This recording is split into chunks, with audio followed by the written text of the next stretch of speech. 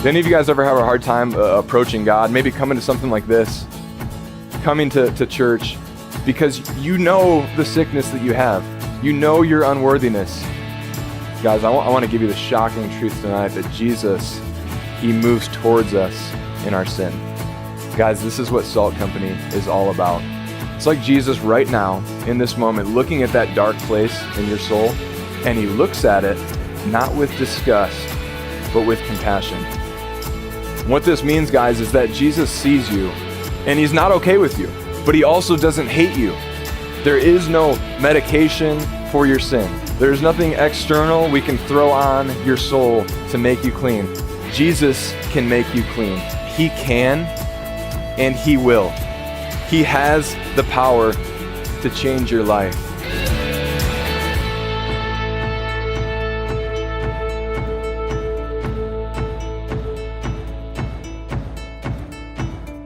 Guys, as we start this church, I want us all to know that this is not about us.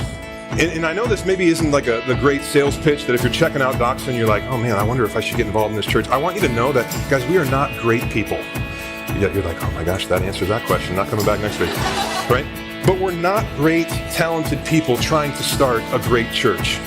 The reality is we're just broken, messed up people who happen to have a great God who we're looking to and depending on to grow and sustain a healthy, great, thriving church here in this city. That this is one of the reasons why we gave our church the name Doxa. Doxa is the Greek word for glory. And doxa, as it relates to God, it means to recognize the essential nature of his goodness and his godness, which gives him the importance and the weight that he deserves in all of our lives. And the name of our church reminds us that it's all about Jesus, that every time we say Doxa Church, we're reminded that it's not about our glory and what we think we can do, but it's all about Jesus and his glory.